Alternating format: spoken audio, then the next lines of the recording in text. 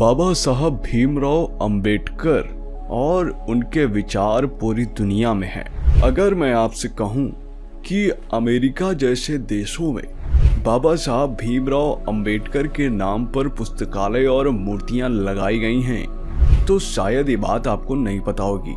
और तो और अमेरिका जैसे देशों में चमार शब्द की गाड़ियां और लोग घरों पे चमार शब्द लिख रहे हैं। लेकिन क्या आपको ये बात पता है? निश्चित रूप से नहीं पता होगी, लेकिन आज की इस वीडियो में हम आपको बताने वाले। और तो और क्या आप उन 21 दलितों के बारे में जानते हैं जो पूरी दुनिया में छाए हुए हैं? अगर नहीं तो ये वीडियो लास्ट तक देखिएगा, आपको बहुत ज्यादा इंफॉर्मेशन मिलने वाली है।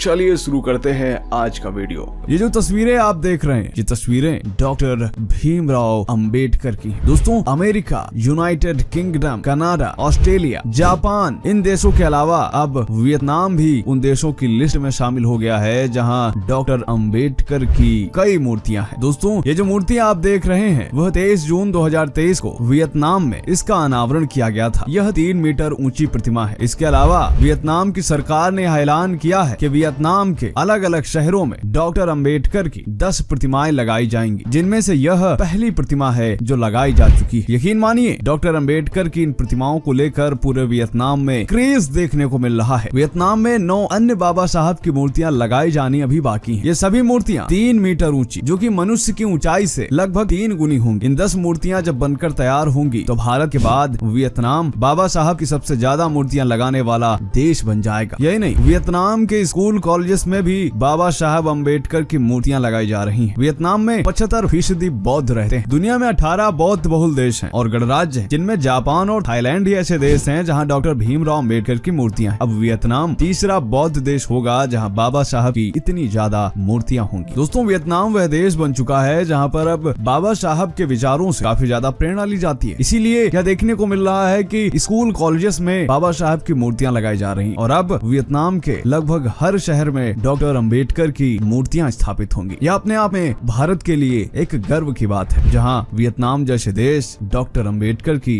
मूर्तियां लगा रहे हैं। दोस्तों, इस सारे काम को डॉक्टर थिच न्यात तू करवा रहे हैं। इन्होंने अपने देश वियतनाम में डॉक्टर बाबा साहब अंबेडकर की मूर्तियां लगाने का संकल्प लिया है। इन्होंने 14 अप्रैल 2023 को वियतनाम के अलग अलग विश्वविद्यालयों में 10 मूर्तियां लगाने की घोषणा की थी। डॉक्टर थिच न्यात तू वियतनाम के मशहूर बौद्ध भिक्षु हैं, जिनके फेसबुक पर 10 लाख से ज्यादा फॉलोअर्स हैं। वह बाबा साहब को एक बोधिसत्व के रूप में देखते हैं और उनके भारत में बौद्ध धर्म के लिए किए गए कार्य की सराहना करते हैं। यही कारण है कि वे पूरे वियतनाम में डॉक्टर बाबा साहब अंबेडकर की मूर्तियां लगाना चाहते हैं। यानी हम कह सकते हैं कि वियतनाम में बाबा साहब की मूर्तियां छाई हुई और अब वह समय भी दूर नहीं जब पूरी दुनिया में बाबा साहब अंबेडकर की मूर्तियां होंगी।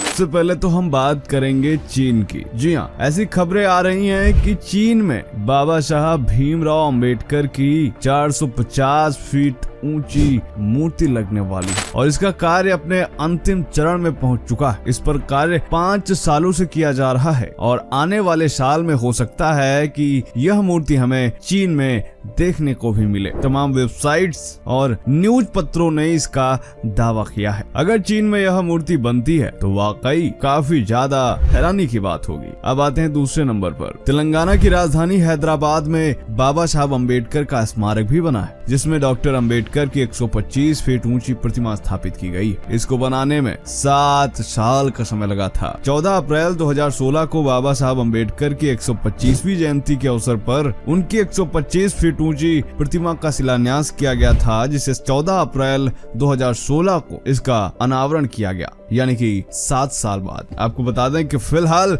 ये दुनिया की सबसे ऊंची अंबेडकर प्रतिमा है। इस प्रतिमा की कुल लागत करीब 150 करोड़ रुपए है। वहीं इसमें 791 टन स्टेनलेस स्टील और 9 टन पीतल का उपयोग हुआ है। अब आते हैं, यह है डॉक्टर BR अंबेडकर प्रतिमा, विजयवाड़ा, आंध्र प्रदेश। आंध्र प्रदेश के विजयवाड़ा के शहर में स्थित स्वराज्य मैदान में डॉक्टर BR अंबेडकर स्मृति वनम यानी डॉक्टर BR अंबेडकर मेमोरियल बनाया जा रहा है। इसमें 125 फीट ऊंची प्रतिमा का अनावरण हो रहा है, लेकिन स्वराज मैदान में 81 फुट ऊंचे चबूतरे पर यह 125 फीट ऊंची प्रतिमा स्थापित की जाएगी। इसलिए इस अंबेडकर मूर्ति की ऊंचाई करीब 205 फीट हो जाएगी। डॉक्टर अंबेडकर की प्रतिमा में 12 टन वाले जूते लगभग 12 फीट ऊंचे हैं। यह मूर्ति भारत की सबसे ऊंची मूर्तियों में से नंबर 10 पर और दुनिया की सबसे ऊंची मूर्तियों में 90 पर होगी। अब आते हैं इस वीडियो के अंतिम नंबर पर, जो कि statue of equality, Mumbai, Maharashtra. दोस्तों बता दें कि स्टैच्यू ऑफ इक्वालिटी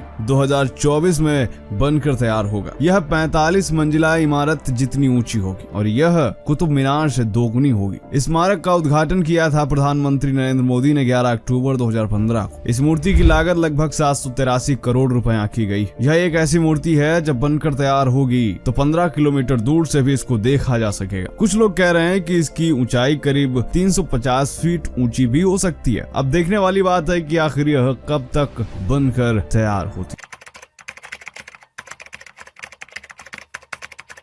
2005 में DICCI की स्थापना होती है। DICCI मतलब Dalit Indian chamber of commerce and industry. इसकी स्थापना सिविल इंजीनियर एवं उद्यमी दलित मिलिंद कामले ने की थी। इसका मुख्य ऑफिस पुणे में स्थित है। मिलिंद कामले इसके वर्तमान अध्यक्ष भी हैं। यह संगठन 18 स्टेट चैप्टर और 7 इंटरनेशनल चैप्टर की मदद से विकसित हुआ है। इसमें सदस्यता का आधार तेजी से बढ़ रहा है और बताया जा रहा है कि इस संगठन में जुड़े 3000 दलित अब मिलेनियर बन चुके हैं। जी हाँ, DICCI दलित उद्यमियों को एक साथ जोड़ने के साथ साथ इनके लिए एक संसाधन केंद्र के रूप में भी कार्य करता है, जिससे दलितों की आर्थिक और सामाजिक समस्याओं के समाधान में मदद मिलती है। इस संगठन में एक तो नहीं बल्कि 3000 दलित करोड़पति सदस्य हैं। यानी इसमें 3000 लोग ऐसे हैं जो कि दलित हैं और करोड़पति हैं, और इनमें से भी 1000 से ज्यादा दलित ऐसे हैं जिनका सालाना टर्नओवर करीब 100 करोड़ रुपए से ऊपर है। और इनमें से सबसे अमीर हैं राजेश सरैया। राजेश सरैया यूक्रेन से स्टील मांट प्राइवेट लिमिटेड चलाते हैं, जिसका कारोबार 8 देशों में फैला हुआ है और उनका अकेले का टर्नओवर ही 2000 करोड़ रुपए से ज्यादा है। और वे पहले दलित अरबपति हैं। लेकिन इस कामयाबी का रास्ता इतना आसान नहीं था और दलित बिजनेसमैन के लिए फंड जुटाना और सही सलाह पाना भी बहुत मुश्किल रहा है। डिक्की के चेयरमैन मिलिंद कामले ये बात कहते हैं कि दलित अब दया के नहीं ईर्ष्या के पात्र बनना चाहते हैं। कामले पूंजीवाद को एक क्रांतिकारी शक्ति के रूप में मानते हैं, जिसने जाति व्यवस्था को ध्वस्त कर दिया और दलितों को ऊपर आने का मौका दिया। कामले का कहना है कि व्यापार पर ऐतिहासिक रूप से पारंपरिक पेशे वाली उन्हीं जातियों का कब्जा रहा है जिन्होंने किसी और को अपने साथ होड़ में नहीं उतरने दिया। जो चीजें अब तक कुछ एक कंपनियों के दायरे में पैदा की जाती थी, वे अब कहीं से भी मंगाई जाने लगी हैं। इससे नए उद्यमियों को भरने का मौका मिला है और डिक्की का गठन करने वाले 3000 दलित उद्यमियों ने भी इस मौके का भरपूर फायदा उठाया है। वे कहते हैं कि अब तो दलित मुख्यमंत्री और राष्ट्रपति भी रह चुके हैं, तो आखिर अब उद्योगों के सेनापति भी दलित क्यों नहीं बन सकते हैं। कामले ने यह प्रेरणा 2 स्रोतों से अर्जित की है। पहली अंबेडकर और दूसरा अमेरिका के अश्वेत उद्यमी। अश्वेत मतलब ब्लैक बिजनेसमैन। जाति और पेशे की जंजीर तोड़ने में पूंजीवाद की भूमिका को अंबेडकर पहले ही समझ गए थे, लेकिन यह काम उनके समय में नहीं हुआ। 1991 के बाद ही संभव हो सका, जब दुनिया में भूमंडलीकरण आया। अमेरिका ने एक समय अपना सारा ध्यान अश्वेतों के लिए अफर्मेटिव एक्शन पर ही केंद्रित किया था, लेकिन बिल्कुल निचले दायरे के अश्वेतों में से हजारों करोड़पति और कुछ अरबपति 20 सालों में ही सामने आ सके हैं। संसार की सबसे बड़ी कंपनियों के CEO भी फिलहाल अश्वेत ही हैं, जैसे सिटी बैंक के रिचर्ड पार्सन्स, अमेरिकन एक्सप्रेस के केनेथ चेनो, जीरोक्स के उर्सुला बर्न्स और मर्क के केनेथ फ्रेजियर। ये व्यक्तित्व दलितों के लिए प्रेरणा स्रोत बन सकते हैं और डिक्की का मुख्य उद्देश्य यह है कि वह आने वाले समय में 100 दलित अरबपतियों की लाइन खड़ी कर सके और उम्मीद है यह सफल भी होंगे।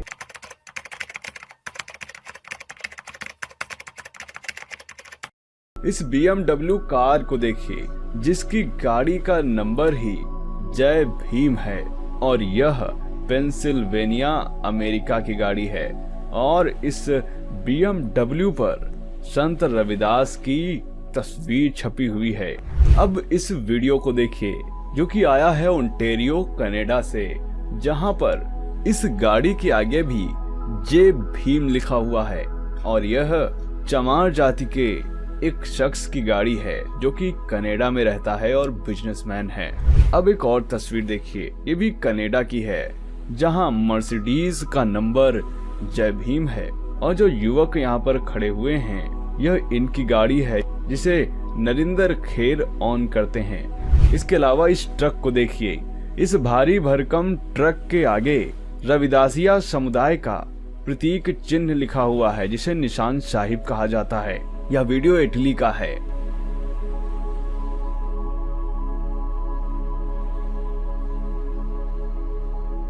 अब कनाडा से आई इस वीडियो को देखिए जहां पर बाबा साहब भीमराव अंबेडकर की तस्वीर है।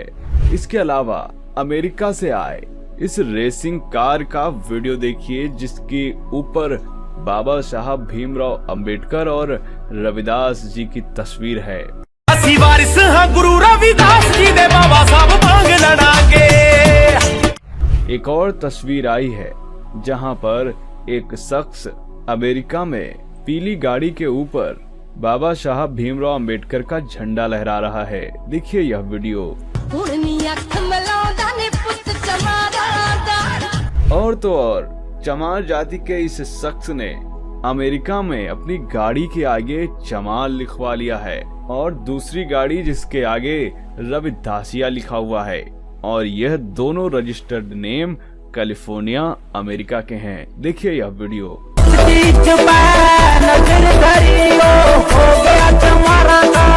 एक और मर्सिडीज बेंज देखिए जो कि जय भीम के नाम से रजिस्टर्ड है। इसकी गाड़ी का प्लेट नंबर भी जय भीम लिखा हुआ है। यह भी ओंटारियो कनाडा में रजिस्टर्ड है।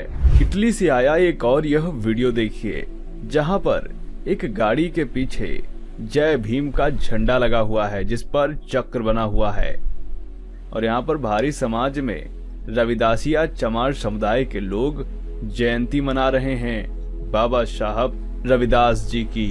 एक और कार को देखिए जो कि अमेरिका की है जिसके पीछे चमार लिखा हुआ है और तो और एक सबसे महंगी गाड़ी, एक नहीं दो गाड़ियां जो कि हैं रोल्स रॉयल्स जिसमें एक की कीमत ही करोड़ों में है और इन सब पर चमार लिखा हुआ है।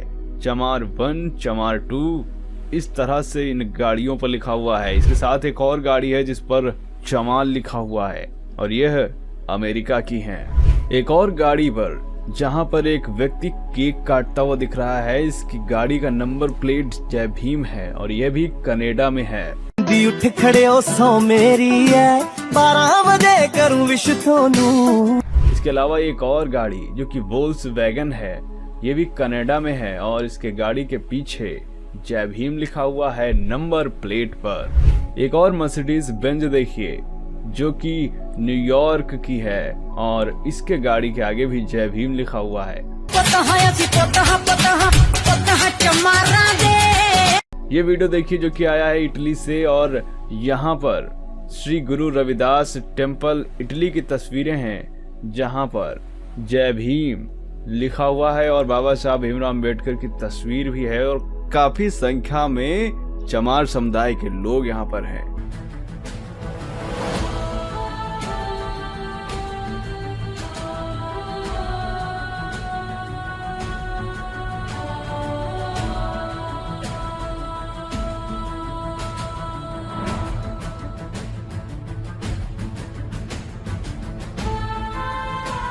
इसके अलावा एक और BMW देखिए जो कि इंग्लैंड की है जिसके आगे बाबा साहब भीमराव अंबेडकर का ध्वज लगा हुआ है।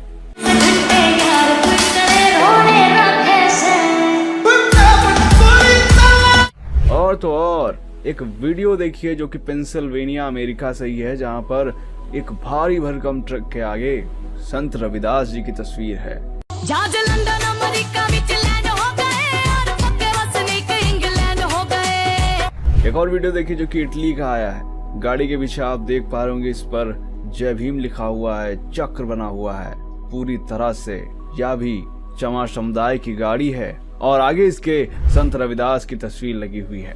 यह वीडियो जो आप देख रहे हैं न्यूजीलैंड का है और यहाँ पर श्री रविदास का टेम्पल है जो कि इतना बढ़िया लग रहा है देखने में। और इसके अंदर एक अंबेडकर भवन भी है जहाँ पर बाबा साहब भीमराव अंबेडकर की तस्वीरें हैं। भारी संख्या में लोग यहाँ पर देखने को मिलते हैं। ये वीडियो देखिए जहाँ पर बाबा साहिब तेरी सोच ते पहरा देंगे ठोक के, लोग कह रहे हैं और नाच रहे हैं। ये वीडियो इटली का है।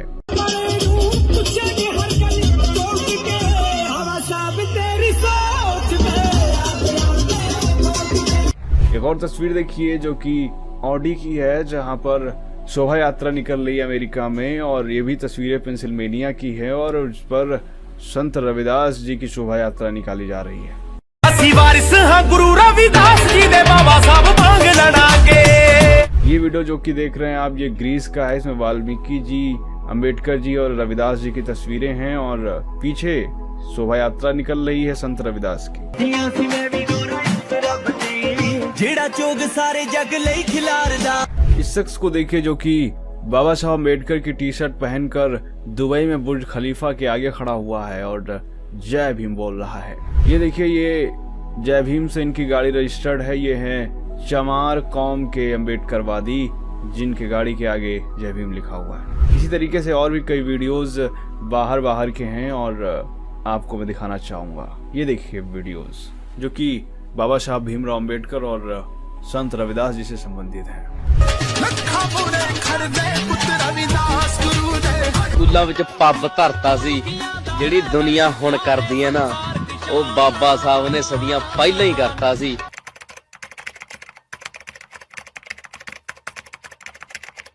भारत में चमड़ा बनाने वाले चमार हैं तो भारत की सीमा के बाहर यानी चीन, रूस, जापान, अमेरिका और यूरोप के चर्मकार चमार क्यों नहीं हो सकते? चमार, धोबी, लोहार या सुनार जाति नहीं है, हुनर और व्यवसाय है, ये हम भी जानते हैं। लेकिन आखिर सवाल यहाँ पर यह भी उठता है कि आखिर किन लोगों ने इन मेहनत कश रोजगार को जाति बनाकर जन्मजात कर दिया?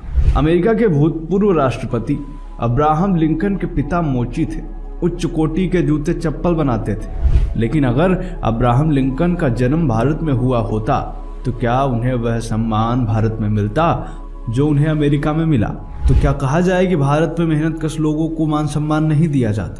खैर, आज की इस वीडियो में हम बात करने वाले हैं दुनिया के सबसे बड़े चमार के बारे में। जी हाँ, दुनिया के सबसे बड़े चमार के बारे में, जिसका नाम है टॉमस बाटा चमार। जी हाँ, यह वीडियो बहुत ही इंटरेस्टिंग होने वाला है, इसीलिए चैनल को सब्सक्राइब कर ले और इस वीडियो को लाइक जरूर करें।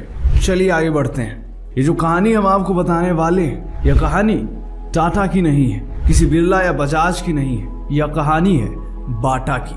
हर भारतीयों को यह लगता है कि बाटा कोई भारतीय कंपनी है, लेकिन कभी एहसास नहीं हुआ कि बाटा विदेशी कंपनी है और इस कंपनी की स्थापना चमार जाति के टॉमस बाटा ने 1894 में की थी। आपको हैरान परेशान होने की जरूरत नहीं है।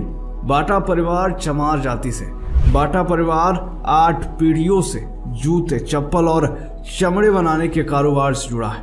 यानी बाटा परिवार 300 वर्ष से महान और पवित्र कार्य चमड़ों के उत्पादन से जुड़े हैं। टॉमस बाटा का जन्म 1876 में स्लोवाकिया के एक छोटे शहर जिलिन में हुआ था। पूरा परिवार मोची के कार्य से जुड़ा हुआ था। इस छोटे से शहर में बाटा परिवार के अलावा बेहतरीन जूते चप्पल कोई नहीं बना सकता था। चमड़े के कार्य में बाटा परिवार का मान सम्मान था। स्लोवाकिया देश में चर्मकार को नीच या छूत नहीं समझा जाता था, उन्हें समाज में बराबरी का सम्मान मिलता। भारत में क्या कारण रहे कि जाति को ज्यादा महत्वपूर्ण माना गया और कर्म को नहीं?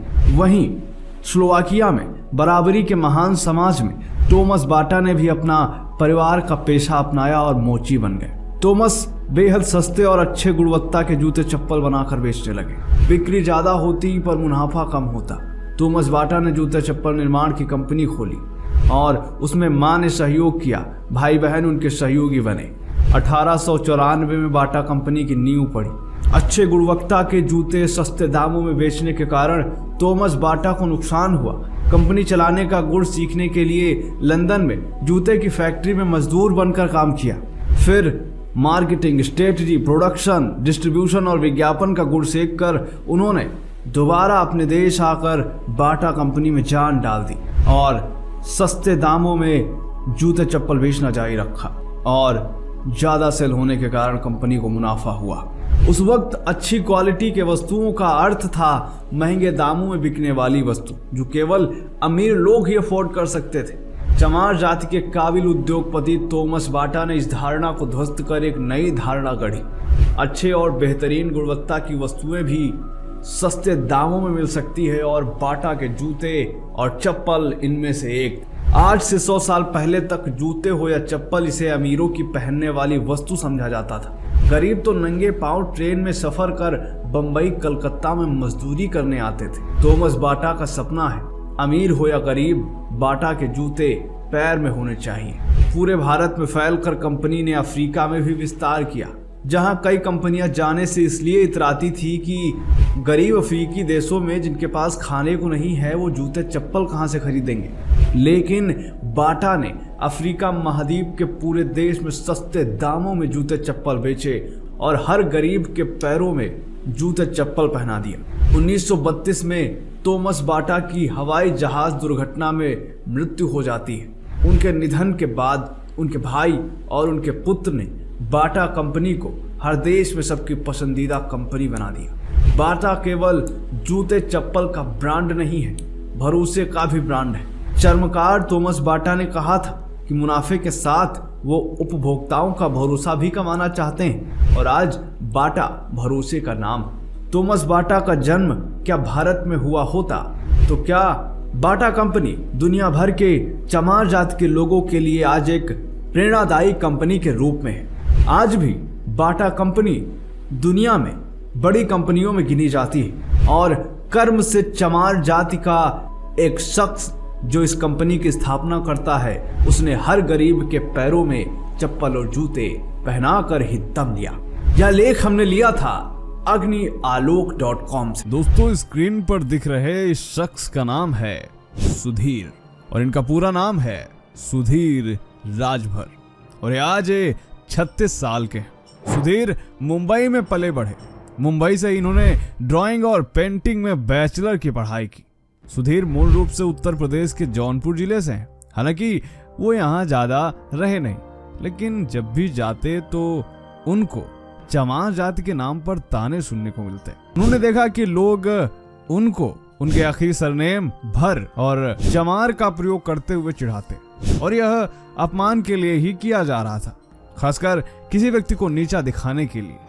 यहीं से सुधीर के मन में आया कि आखिर जिस शब्द को अपमान के लिए बार बार प्रयोग किया जाता है, क्यों ना इसका एक ऐसा ब्रांड बनाया जाए जो पूरी दुनिया में छा जाए और सबकी बोलती बंद कर दे। और यह सपना सच भी हो गया। सुधीर राजभर ने चमार नाम से ही एक पूरा ब्रांड खड़ा कर दिया और इस ब्रांड ने इतिहास रच दिया। दोस्तों स्क्रीन पर दिख रहा यह नाम अब एक अंतरराष्ट्रीय ब्रांड बन चुका है। यह अब सिर्फ एक जाति नहीं है बल्कि एक ब्रांड है और इसमें बनाए गए प्रोडक्ट पूरी तरह से इको फ्रेंडली और हैंडमेड है। भारत के कई शहरों में तो ये बिक भी रहे हैं। इसके अलावा जर्मनी, अमेरिका, ब्रिटेन जैसे देशों में चमार ब्रांड के जलवे हैं। चलिए इस ब्रांड की कहानी जानते हैं। यह कहानी शुरू होती है 2015 से, जब देश में चमड़े का काम लगभग बैन कर दिया गया। उसके बाद सुधीर ने कई मटेरियल पर रिसर्च किया जिसे बैग बनाया जा सके। तब उन्होंने एक मटेरियल खोजा जो कि किसी जानवर की खाल से न बनकर रिसाइकल रबर से बना होता है और बहुत टिकाऊ होता है। सुधीर बताते हैं कि चमार के सभी प्रोडक्ट हैंडमेड है। इसकी बुनाई, कटाई, सिलाई सब कुछ कारीगर हाथ से करते हैं। इस वजह से यह दिखने में खूबसूरत और अलग लगता है। स्क्रीन पर दिख रहे ये सारे प्रोडक्ट चमार ब्रांड के हैं। ये बैग ऐसे हैं जिनकी कीमत हजारों से लेकर के लाखों तक में और लोग इन्हें खरीदते हैं। हालांकि इन्हें बनाने में समय जरूर लगता है, कुछ बैग्स को बनाने में तो महीनों लग जाता है। और सबसे ज्यादा खास बात यह है कि इन प्रोडक्ट्स को बनाने वाले सभी चमार समुदाय के लोग हैं और ये लोग बैग और बेल्ट बहुत ही अच्छी तरीके से बनाते हैं। पहले इन्होंने यह काम छोटे स्तर पर किया था, लेकिन आज यह चमार ब्रांड बन चुका है और यह एक पेटेंटेड ब्रांड है जिसका ट्रेडमार्क भी ले लिया गया है। इस ब्रांड से कंपनी रजिस्टर्ड की गई है जिसका नाम है चमार प्राइवेट लिमिटेड। इसके तमाम प्रोडक्ट अमेरिका, जर्मनी और जापान में बिक रहे हैं और सबसे हैरानी की बात है कि इसका कोई स्टोर नहीं है, बल्कि चमार ब्रांड के प्रोडक्ट्स की बिक्री ऑनलाइन वेबसाइट से होती है। लेकिन सुधीर बताते हैं कि मैं आज भी जब अपने गांव वालों से मेरे ब्रांड के बारे में बताता हूं तो कई लोग जोर जोर से हंसते हैं। यही हमारा दुर्भाग्य है कि हम अपने लोगों के काम को सराहने के बजाय उसका मजाक उड़ाते हैं। सुधीर बताते हैं कि हाल ही में उन्होंने चमार हवेली नाम का एक प्रोजेक्ट शुरू किया। इसके लिए उन्होंने राजस्थान में 300 साल पुरानी हवेली खरीदी। वो बताते हैं कि वो अब चमार ब्रांड का स्टोर भी खोलने वाले, जो ना सिर्फ भारत में होगा बल्कि पूरी दुनिया में जगह जगह होगा। और इन्होंने यह पूरा का पूरा एम्पायर अपने दम पे खड़ा किया है, जिसकी वैल्यूएशन आज करोड़ों में है। स्क्रीन पर जो आपको यह वेबसाइट दिख रही है, यह वही वेबसाइट है जिससे यह सारे प्रोडक्ट्स बेचे जाते हैं। बड़े ही गर्व के साथ ये युवा पूरी दुनिया में चमार जाति का नाम गर्व से ऊंचा कर रहा है। न सिर्फ चमार जाति बल्कि पूरी दुनिया में भारत का नाम, भारत की संस्कृति को फैला रहा है। स्क्रीन पर दिख रहे ये प्रीमियम प्रोडक्ट्स जिनकी कीमत लाखों तक में है, इनकी विदेशों में बहुत भारी मांग है। और यह सफलता की कहानी उन लोगों के मुंह पर भी करारा तमाचा है जो किसी भी जाति को नीचा दिखाने की कोशिश करते हैं। चमार ब्रांड आज पूरी दुनिया में धूम मचा रहा है और एक्सपर्ट्स कहते हैं कि आने वाला टाइम चमार ब्रांड के लिए स्वर्णिम काल होने वाला है। भीमराव अंबेडकर पर एक नहीं बल्कि सैकड़ों फिल्में बन चुकी हैं, जिसमें तमिल, मराठी, कन्नड़, लगभग सारी भाषाओं में। लेकिन आज हम बॉलीवुड की बात करने वाले हैं, जिनमें हम आपको 5 ऐसी मूवीज के बारे में बताने वाले हैं जो उस समय काफी ज्यादा चर्चा में रही थी। तो चलिए आते हैं पहली मूवी पर, जो कि है भीम गर्जना। दोस्तों, विजय पवार की ये मराठी फिल्म डॉक्टर बाबा साहब अम्बेडकर पर बनने वाली फिल्मों में से एक थी। एक्टर कृष्णानंद ने फिल्म में डॉक्टर अम्बेडकर का रोल किया था, जबकि प्रथमा देवी ने उनकी पत्नी रामाबाई की भूमिका अदा की थी। यह फिल्म काफी ज्यादा हिट रही थी। अब आते हैं दूसरे नंबर पर, जो कि है बालक अम्बेडकर। ये फिल्म आई थी 1991 में। यह फिल्म डॉक्टर अम्बेडकर के बचपन के दिनों पर आधारित है। इसमें युवा भीमराव अम्बेडकर का रोल चिरंजीवी विनय ने किया था, जिसमें तीर्थ प्रसाद, जगन्नाथ राव और मास्टर उमेश ने काम किया था। यह फिल्म भी काफी ज्यादा हिट रही थी। अब आते हैं तीसरी मूवी पे, जो कि है डॉक्टर बाबा साहब अम्बेडकर। ये आई थी 2000 में। जब्बार पटेल की इस फिल्म में एक्टर ममूटी ने डॉक्टर अम्बेडकर की भूमिका निभाई थी। यह कोलंबिया विश्वविद्यालय में बाबा साहब के कॉलेज के समय उनकी यात्रा स्वतंत्रता संग्राम में उनके जाने की ओर ले जाती है। फिल्म में उनके जीवन की कई बड़ी घटनाओं को और पलों को समेटने की कोशिश की गई। इससे ममूटी ने बेस्ट एक्टर सहित कई राष्ट्रीय पुरस्कार जीते थे। और इसके बाद आती है भारत को हिलाने वाली मूवी बी.आर. अम्बेडकर, जो कि आई थी 2005 में। दोस्तों, शरण कुमार कब्बर की यह कन्नड़ भाषा की फिल्म है। बाबा साहब की भूमिका विष्णुकांत बीजे ने निभाई थी। इस बीच तारा ने उनकी पत्नी रमाबाई की भूमिका निभाई थी। उनके शुरुआती वर्षों से लेकर उनके बाद के दिनों तक फिल्म में उनके जीवन के बारे में बताया गया। इस फिल्म ने पूरे कर्नाटक में तहलका मचा के रख दिया था और इस फिल्म ने कन्नड़ राज्य फिल्म पुरस्कार, बेस्ट डबिंग पुरस्कार, Karnataka state film award, special jury award, इतने सारे अवार्ड जीते थे। अब आते हैं नंबर 5 पर, जो कि है बाल भीमराव। दोस्तों, इस मराठी फिल्म का निर्देशन प्रकाश नारायण जाधव ने किया था। इसमें मोहन जोशी, विक्रम गोखले, किशोरी शहाणे विज और प्रेमा किरण। फिल्म अम्बेडकर के शुरुआती जीवन पर बेस्ड है और उनकी सोच और दर्शन उन्हें भारत में प्रसिद्ध दलित नेता बनने की ओर ले जाता है। फिल्म के गाने सुरेश वाडकर और शंकर महादेवन के। इस फिल्म ने काफी ज्यादा सुर्खियां बटोरी थी। अब आते हैं नाना पाटेकर पर। दोस्तों, फिल्म अभिनेता नाना पाटेकर का पहले आप यह वीडियो देखिए। नाना, तुमच्यासाठी प्रेरणादायी कोण आहे? आमच्यासाठी तुम्ही प्रेरणादायी आहात। तुम्हाला कोण? बाबासाहेब आंबेडकर. बाबासाहेब आंबेडकर कायम सुटामध्ये आहेत, सूट बूट, आयुष्यभर फक्त दलितांसाठी, आणि त्यांनी केवळ दलितांसाठी काम केलेलं नाही आहे. बाबासाहेब आंबेडकरांबद्दल हा गैरसमज आहे की केवळ दलितांचे नेते, त्यांनी सगळ्या समाजासाठी काम केलंय. आपलं सगळं आयुष्य बाबासाहेबांनी त्यांच्यासाठी केलं.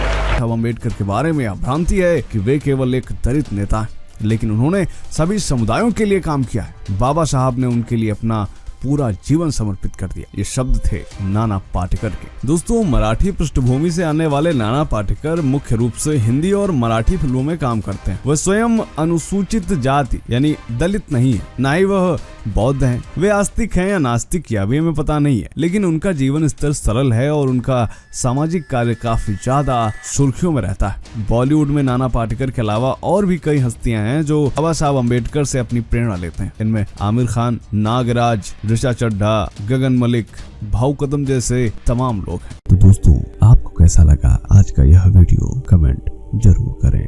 जय हिंद।